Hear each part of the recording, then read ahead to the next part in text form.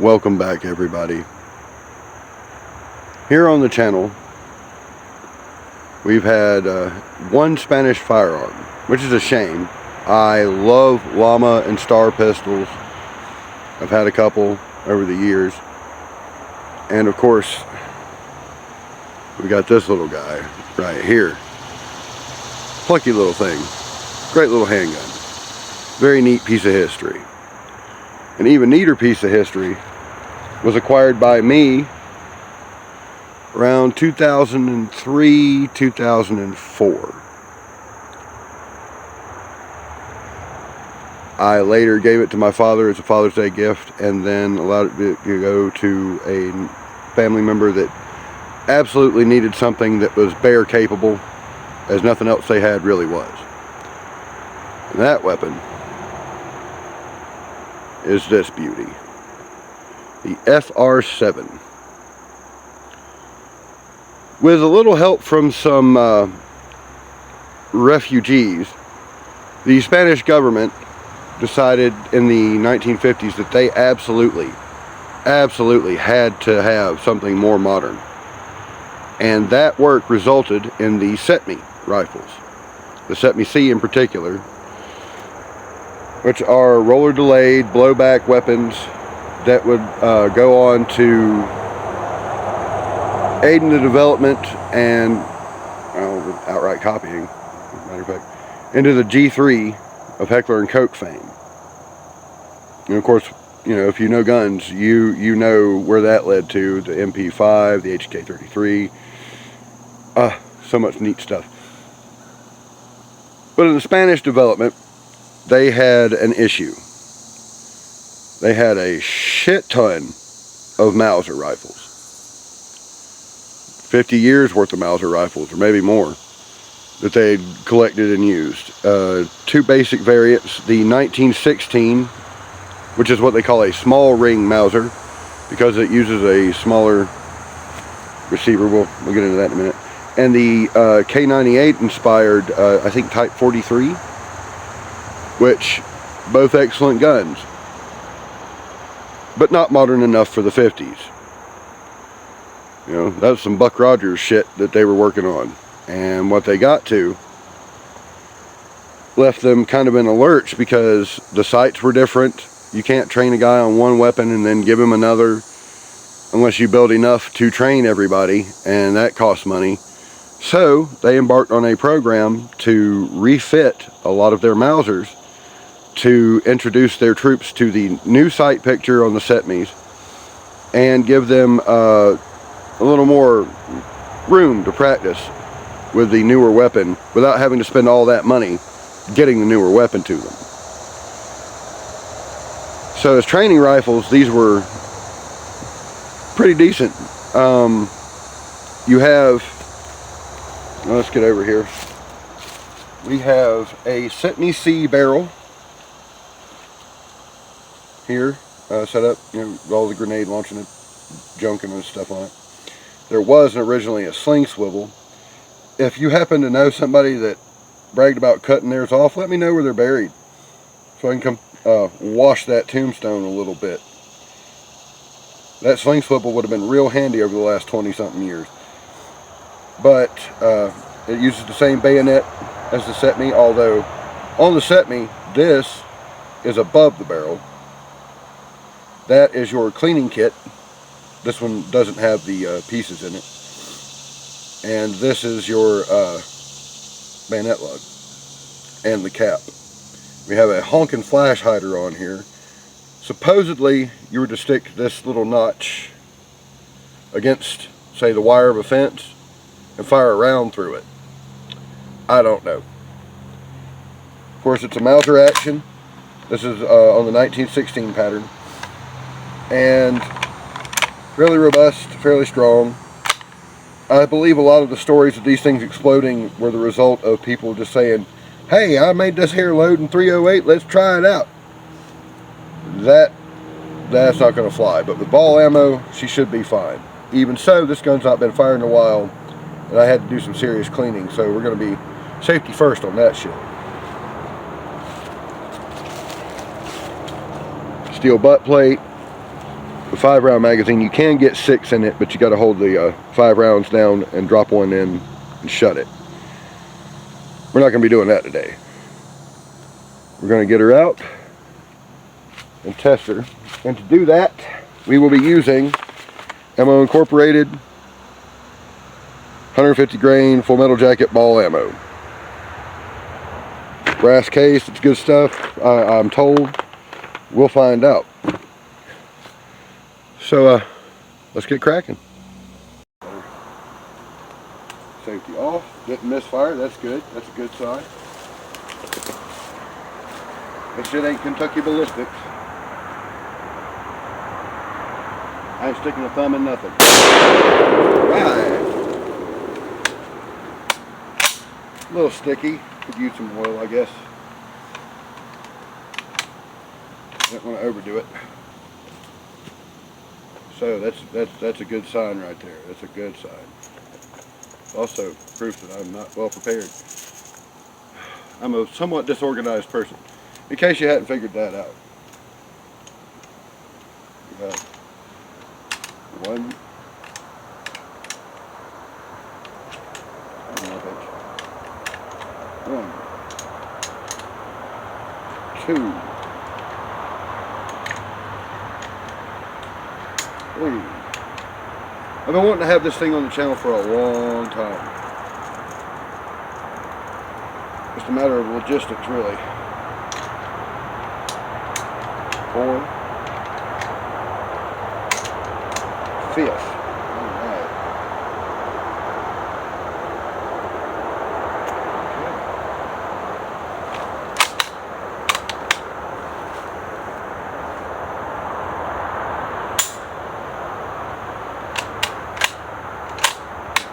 A little more positive.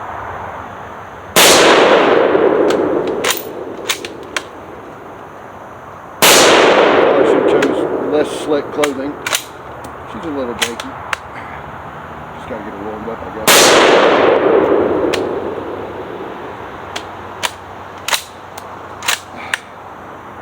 While I do love this rifle, I hate Mausers. I'm an infield man. Personally, I prefer Nagants. But she'll do. I could use a little more oil in there, I guess, but this thing's always been a little tight in operation.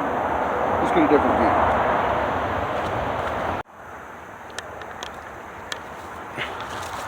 I guess it's time to learn if a camera can experience pain.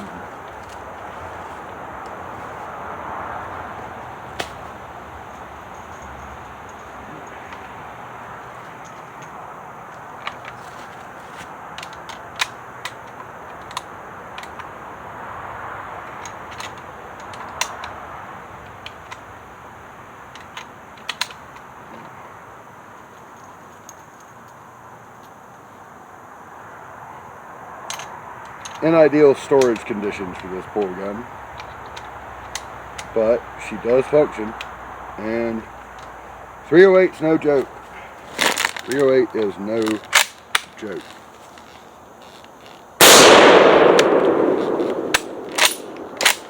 A little stiff.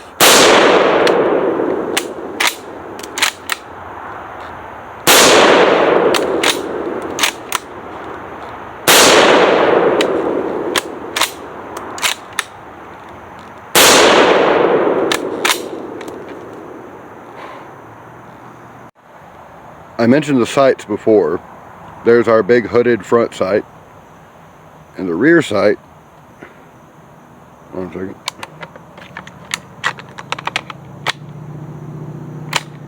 There we go. She's warming up. You have this big open notch, right?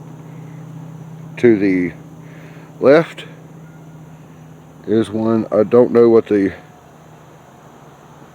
markings denote, but for longer range targets you use the smaller peeps.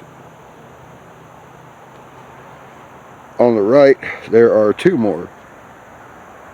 One there and one, oops, overshot, and one here. These kind of narrow your focus and allow you to take better aim at longer distances. We're just shooting the 25. There's a little blue X down there. I don't know if you can make it out. That is going to be our mark. This poor thing hasn't been shot enough in the last few years. When it was new to us, boy, yeehaw. I still have the empty cases from Australian ball ammo. Great shit. Comes in these little bubble pack strips. It's cool as shit. That we put through this thing. This poor gun has been through it in the last 22 years. Yeah, it's put a lot of rounds down. Never did get crazy with the hunting ammo, but we have put serious 308 hunting ammo through it, and it ate it with no problem. But let's just... Alright, positive. Going for the blue.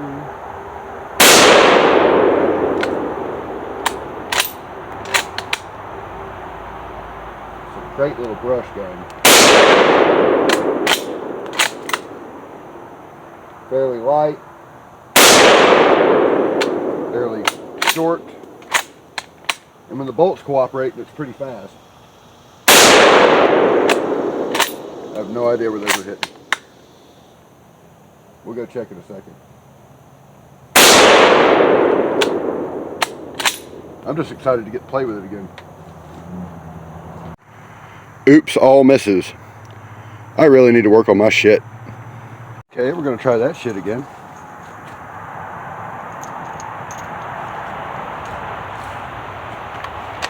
Getting warm. Hasn't been warm in a while, I bet.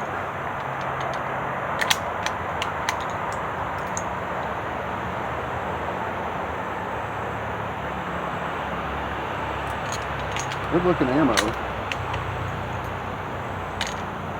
I can't blame it or the rifle for that performance. That was all me. Sunlight is not my friend.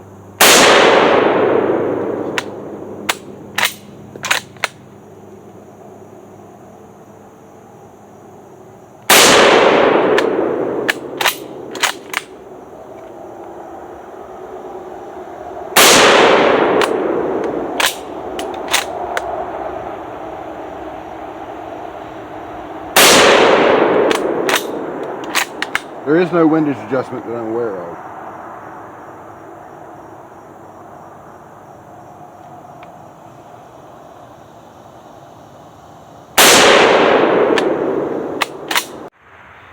Again, this is entirely my fault.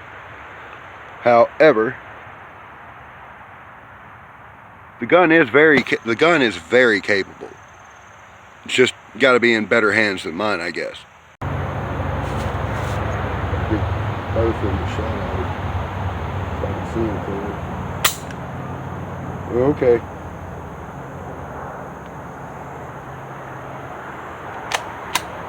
Didn't pick one up. I think it did that time.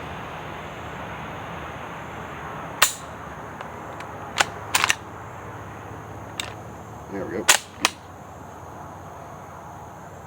Fixed magazines are dog shit. Go.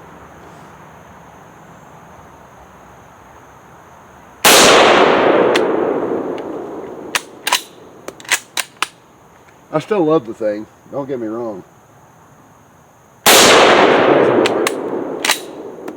This old rifle. It's like 25 years older than me. And I am old.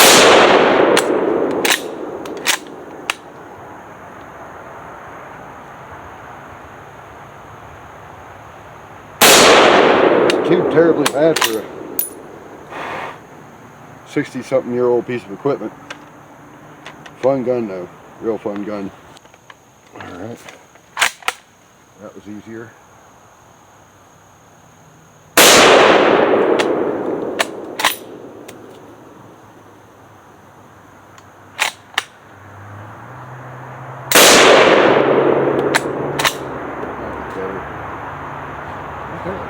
get a couple more.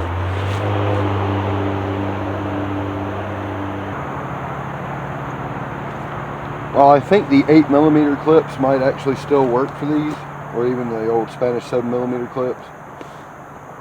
I'm gonna hold out till I can get some NATO clips for this ammo and try to use that. Which of these is the bigger aperture? That one looks good. We'll try that.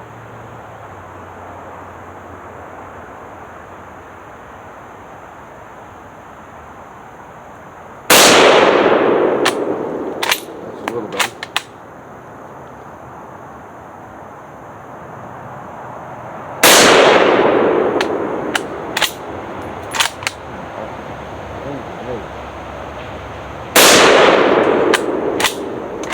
That's better.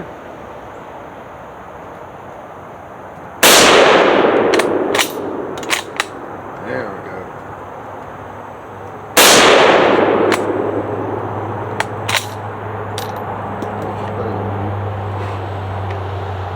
Let's see what that did.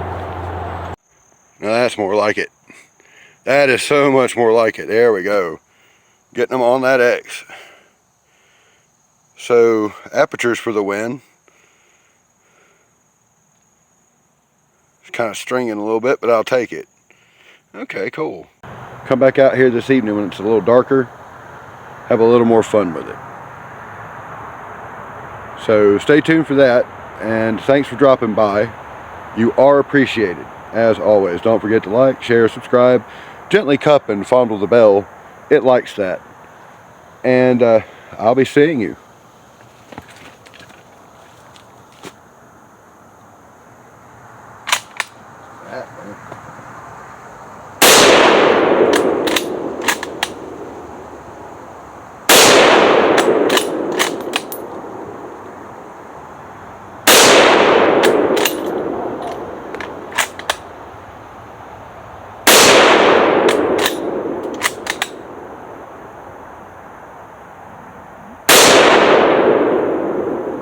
Shot straight in.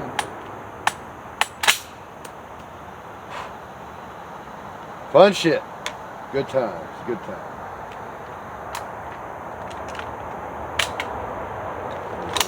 Let it breathe.